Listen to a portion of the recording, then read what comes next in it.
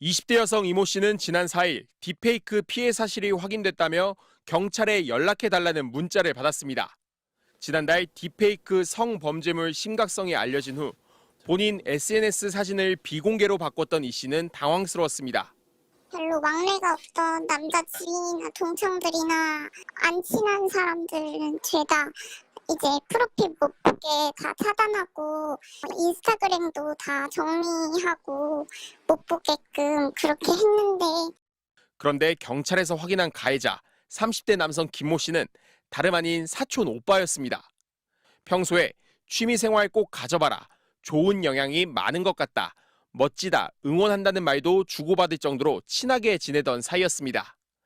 가족끼리 종종 여행도 갈 정도로 왕래도 많았습니다.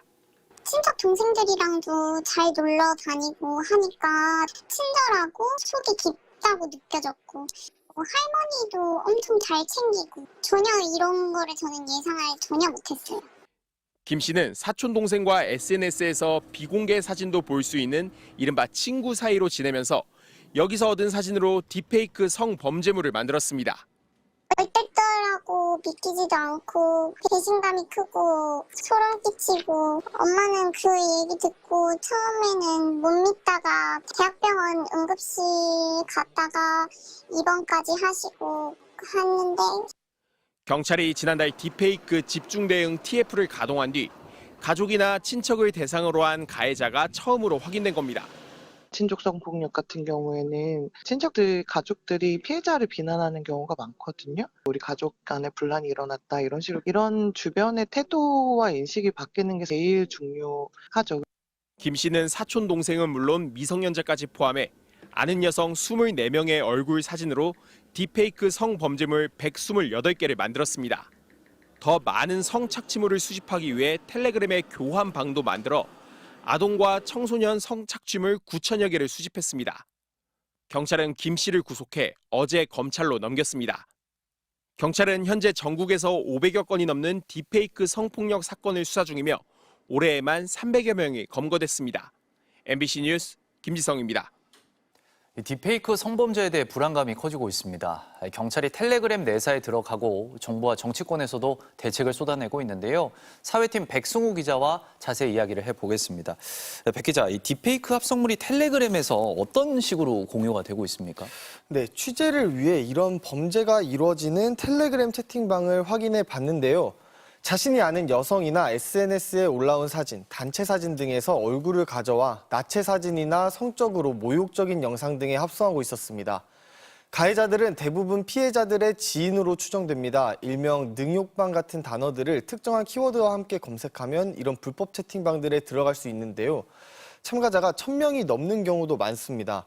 지역이나 학교별로 세세히 나뉘어서 피해 여성의 사진과 신상 정보를 공유해 개인정보도 무차별로 퍼집니다.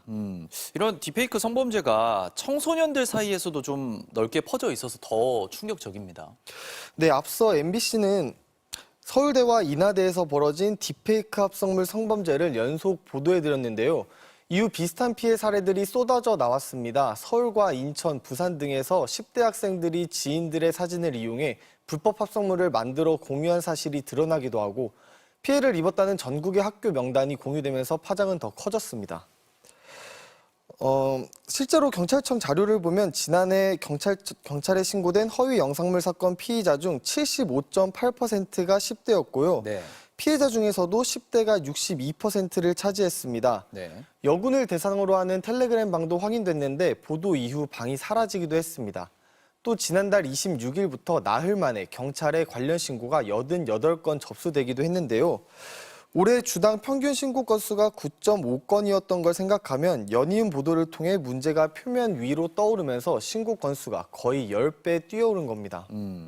상황이 이런데도 가해자들을 잡는 게 쉽지 않은 상황이라면서요. 실제로 관련 보도가 이어지고 있는 가운데에도 가해자들은 오히려 서로 기사를 공유하며 조롱하는 모습을 볼 수 있었는데요. 심지어는 기자들을 대상으로 한 딥페이크 불법 합성물을 만들겠다는 텔레그램 방까지 생겨났습니다. 네. 가해자들은 전혀 잡히지 않을 거라고 하면서 텔레그램의 익명성에 기대서 성범죄물 제작을 계속하고 있었습니다. 텔레그램은 외국 회사라 협조를 받거나 강제 수사를 하기 어려운 만큼 잡히지 않을 거라고 자신하는 겁니다.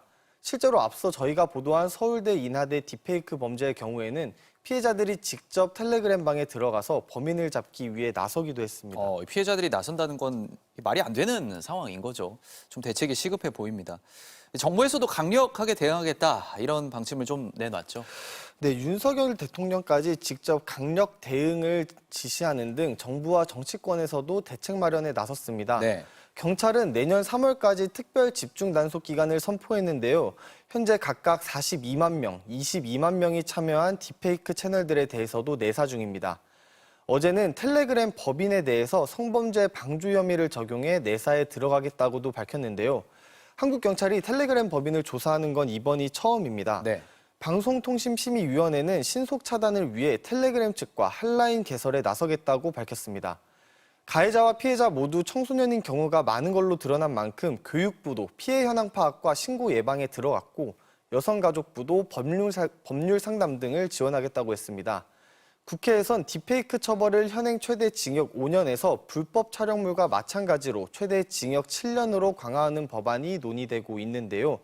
지금까지는 미성년자 성범죄에만 가능했던 위장 수사를 성인 대상으로까지 확장하고 불법 합성물에 대해서도 제작이나 유포뿐 아니라 시청하거나 소지하는 것만으로도 처벌하는 방안 등도 논의될 걸로 보입니다. 예, 사회팀 백승우 기자와 이야기를 나눴습니다. 잘 들었습니다.